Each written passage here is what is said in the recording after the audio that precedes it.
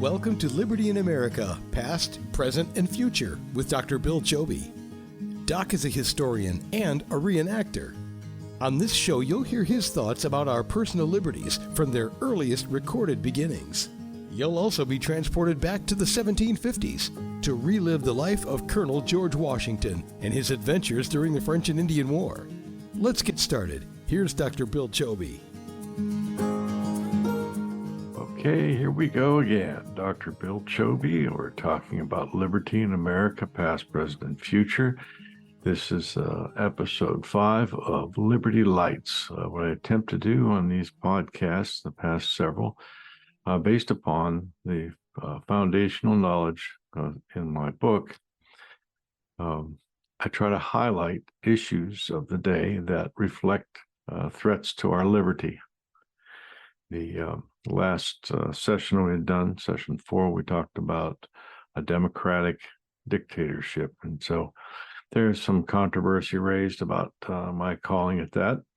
So I'd like to just do a little background here and get you to where you understand what I'm talking about. First thing we need to do is to define the term. If we do that, we can say we go into let's go into a dictionary. How about the Cambridge Dictionary? They seem to be pretty refutable. And so let's see, under that, I typed in dictator, Cambridge Dictionary. And it says a dictator is someone who rules a country with complete power, has complete control over the armed forces, and destroys any political opposition. Well, does this apply to President Biden? He rules the country, he has complete power, he's the executive branch, he has complete control of the armed forces, he is the commander-in-chief. And as we've seen with what has happened to what he's done to his primary opponent, Donald Trump, he's out to destroy them. So that's the basis of my definition of why I believe that we've become a dictatorship in America. And the word democratic is an adjective that I mentioned before, describes the process of becoming a dictator, and it has really no bearing on the word democracy. Just as a point of clarification, when people call America a democracy, that's a lie. We are not a democracy. A democracy as a form of government basically is mob rule, and the founding fathers specifically and deliberately chose to ignore that. Our country is a constitutional republic. Represented by people who are elected in public elections. Just because people are elected and the person with the most votes, a plurality, if you will, does not make our country a democracy. So you can have an election of representatives without it being a democracy. Our Constitution guarantees a Republican form of government for any state that wishes to join the United States. That's why we are a United States. We are the same form of government throughout all the states that are part of the United States. So when somebody says a democracy as if it's some kind of precious utopia for political forms of government, it's a lie. If you want to take a look at what's happening through the process of democracies, just take a look at India or some of those other third world countries. It's basically, it's a food fight for who gets control. And as soon as one majority gets control, they try to subdue the minority in order to hold on to their power. And it's just back and forth, back and forth, back and forth. And sure, they can pretend that they're a constitutionally based country, but the bottom line is that as soon as a majority chooses to change everything, they can. And when that happens, it's always towards a concentration of power of us versus them. And that is destructive to the peace and stability and prosperity of any country. We are not a democracy. We are a constitutional republic. And anytime anybody calls us democracy, any real American out there, anybody that cares as this country, that loves this country, should immediately stop them and say, no, we're not a democracy. Go and do your research. Show us in the Constitution or any of the founding documents that we are a democracy, because you can't. And then refer them to the Pledge of Allegiance to the flag. It's for the republic in which it stands, not the democracy in which it stands. We are a constitutional republic. Okay, that being said, this past week or weeks has been a real eye-opener of extremes. We see what's happened with former President Donald Trump and how his home Mar-a-Lago was raided in an incredibly vicious, vile way that defied the basic rules of any type of search and seizure operation.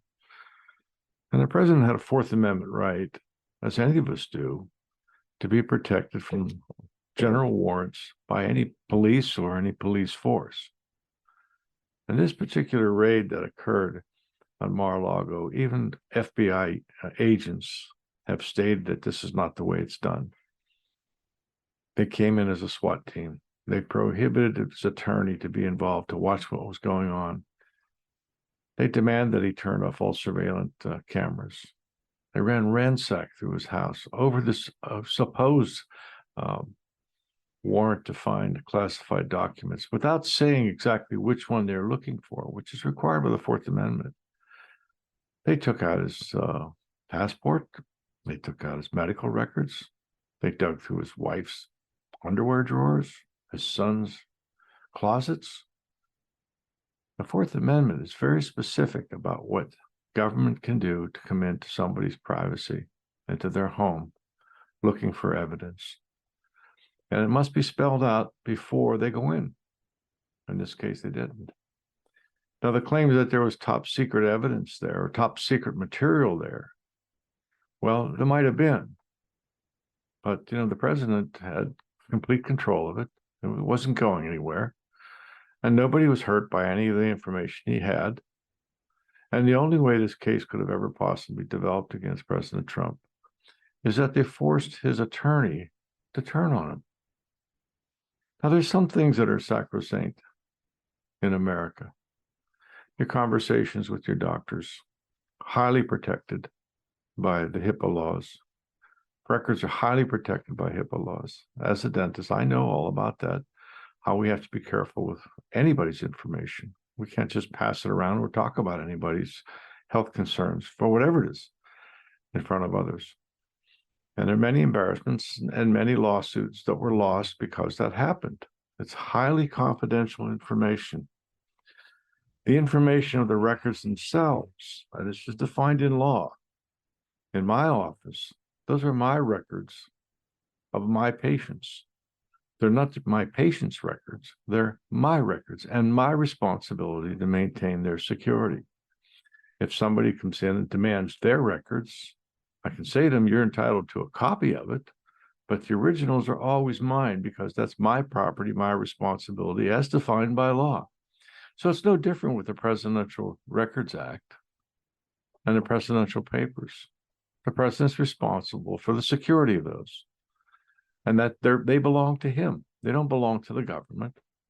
They don't belong to any type of national archives. They belong to him. He is the executive branch.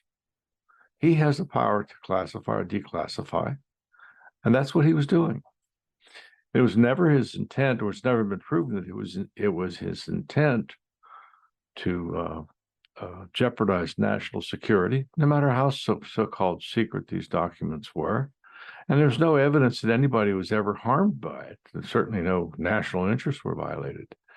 The records were his, just as my records in my office of my patients are mine.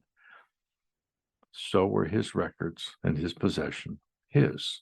So that's a botched raid to run in there with a general warrant and to say that, well, you have something here that we want that belongs to us, when it doesn't belong to them, number one. And number two, he was very willing to share what he had, but it was mixed with a lot of his personal effects. But the very fact that the FBI went in there, chased everybody out, and dug through his personal effects is way beyond the pale of the Fourth Amendment. And I predict, I'm not a lawyer, and I won't never pretend to be one, but as an American, I have a right to know my basic rights and the basic processes for what makes us different than the rest of the world. And based upon my experiences and my responsibilities as an American, I can see that there are some things that are dead wrong about this whole thing, that I wouldn't be surprised if this whole case is tossed simply because of the way the evidence was compiled. First of all, and we don't even know whether or not the FBI planted something in there. Who would know? It's just one of those boxes, put something that's just real juicy, That's been known to happen before. But without having observers to watch what these guys were doing, that presents a very real possibility and certainly raises questions as to whether or not it's a bona fide search operation under the Fourth Amendment.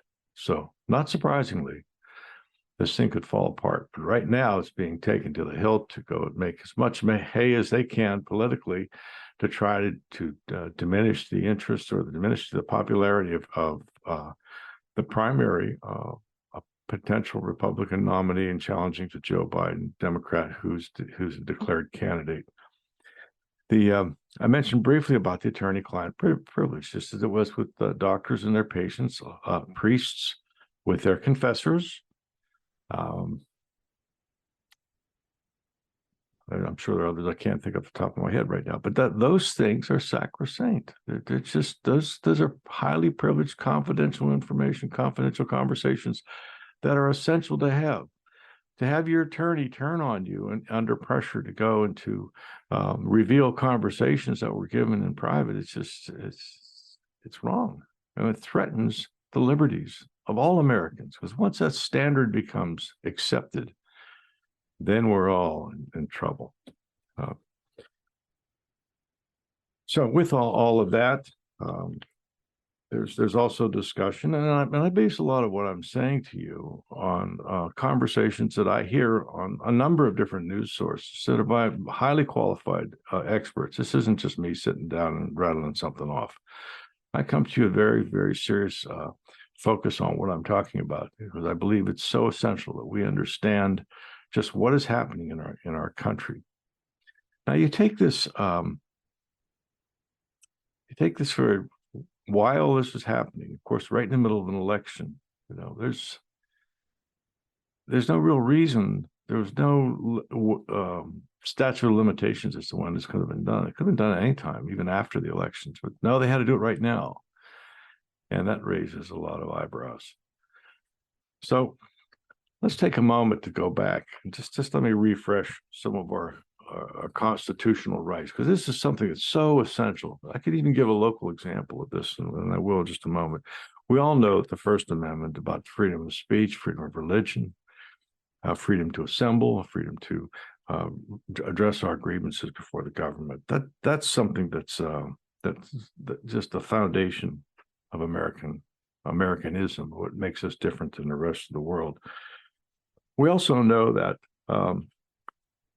the Second Amendment is pretty straightforward. It's about the ownership of guns, and we have that Second Amendment not because so much that we're protecting our right to go and have a shootout down the street.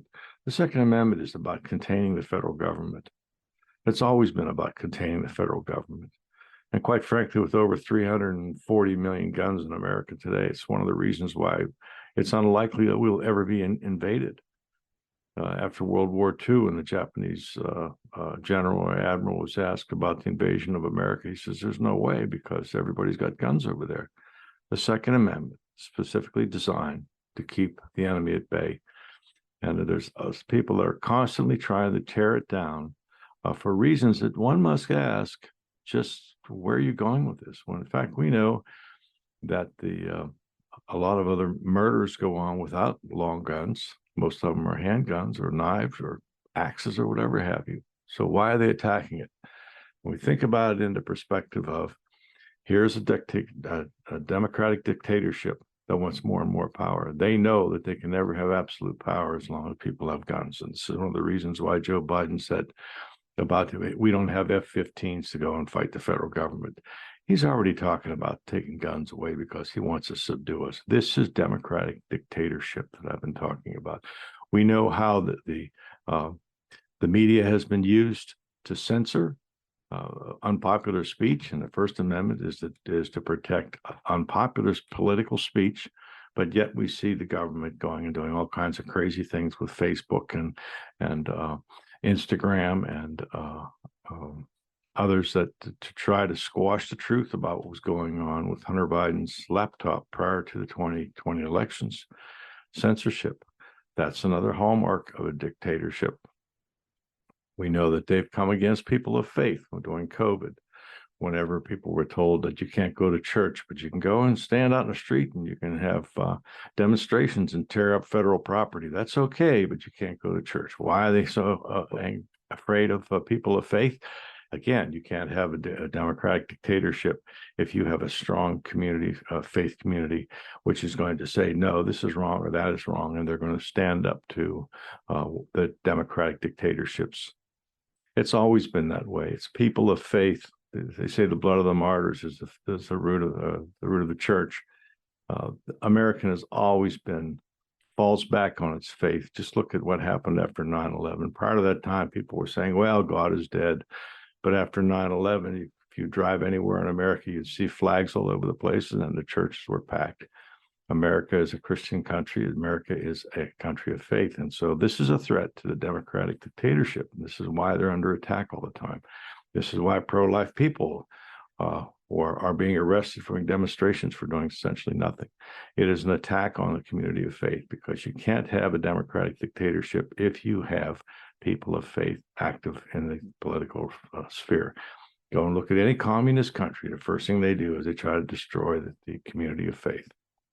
It's a well-known approach to gaining access and solidifying power. Get rid of people who are going to challenge you from a faith standpoint. People will die for their faith, knowing where they're going, but you won't. Rarely do you have people who are going to have that commitment of their beliefs to anything other than faith. Move on to the Fourth Amendment. This is the one about, I've described it briefly, about being secure in your persons and papers and effects. You know, I lived in Johnstown, Pennsylvania, which is a town that was devastated by a flood so many years ago. It's completely controlled by Democrats.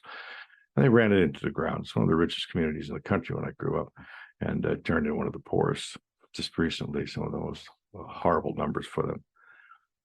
I went to sell my house there a couple of years ago, and I was told that I had to have my sewer pipes under my house replaced with the PVC pipes. My house was about 50, 60 years old. It's a family house. It was built by my father.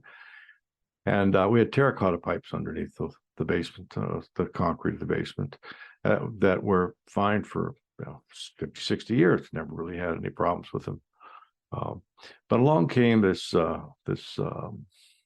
dictate by an authority, a municipal authority. And in Pennsylvania, that's considered to be like this quasi-public, quasi-private kind of organization that handles things like sewage and water and garbage and housing and stuff like that. And it was created by the Municipal Authorities Act of 1943 or something. And its purpose was to take care of blighted housing, which could be a problem in the city. You get people that can't afford to keep their house up, or they die or whatever, and there it is, blighted property. It's a threat to the health. So what happens? The city's got to come and tear it down and make it into something else. Well, this particular town of Johnstown, they made an agreement with the Pennsylvania Department of Environmental Protection to reduce the amount of, or the possibilities of, rainwater causing a flood or overflowing of the sewage facilities for the town. Now, the record showed that it might happen once or twice a year, when, like in March, when you have snow melt and rain. But because this may happen once or twice a year, and the logical thing to do is, well, just build a little larger facility. Instead, they decided that they were going to lay this upon all the property owners, including myself. Now, when we get to the Fourth Amendment part of this, is that this quasi-governmental group and the local governments that tied into it made this into an ordinance that now is enforceable by law, that if you want to go and sell your house, or if you want to go and if you don't follow through and make sure that there isn't any spring water in your house entering into the system, or particularly rainwater into the system through your sewage under your house, then the only way to prevent that from happening was to dig up your basement and replace it with PVC pipe that's tested for 15 pounds for 5 minutes, or 5 minutes, 15 pounds, one or the other. Well, you can only imagine the cost. In my particular case, it was over $7,000, and it could have been a lot more when I had a friend contractor. I couldn't sell my house. because I wanted to move to another city because of this stupid thing. And I challenged it. I challenged them in court. And my attorney was a Harvard attorney. And we went to the judge and said, look, first and foremost, this particular authority is not authorized to get engaged with sewage plants. They're limited strictly to the city limits to do housing. So they're like a rogue agency. And because they're a rogue agency, they're violating the Fourth Amendment, the federal Fourth Amendment rights to privacy for everybody in town. That's serious stuff. Well, they've been doing it for a while, and nobody knew enough about the Constitution to challenge it until I came along. So what happened? We got before the judge. We made our arguments, and the judge refused to make a decision. He said, I don't have to answer this. And so, in effect, we got a non-answer. In other words, we basically lost because we got a non-answer, and I went to appeal it. And my attorney said, oh, they're threatening us with a lawsuit, $50,000 or so. And I may have told you this story before. Well, I challenged them. And these attorneys from the largest law firms in Pittsburgh were coming after me. I thought to myself, this is all about Fourth Amendment stuff. Why didn't other people understand the Fourth Amendment stuff? For all the years that this has been going on, why did it take little old me to raise these issues? Well, that's one of the reasons why I'm motivated to do these talks to you and to write this book. We need to understand what it is to be an American. We need to understand our basic rights. And you don't have to be a lawyer to do this. This is very simple. If you read my book, you can pick up on it. It's also available, drbillchoby'sbooks.com. All right, so we went through the Fourth Amendment. Now, the Fifth Amendment here says no person can be deprived of their life, liberty, or property without due process of law. And due process means that there's a method to the madness. And if you don't follow the process properly, then the whole thing can be tossed. So in this particular case, we're looking at Donald Trump. There's no due process because here you have evidence that's supposedly so highly classified that the government thinks it's a threat that he would even have these things. But, well, wait a minute. So when Donald Trump's attorneys went to them and said, well, let's see what you have. Well, they said, well, we can't show you. Well, wait a minute. Yeah, you have a right to see what the evidence is against you. This is what due process is. And they said, well, we can't do that because if we show it to you, we have to be sure that whoever we show it to you has already been has clearance for high security, highly classified clearance.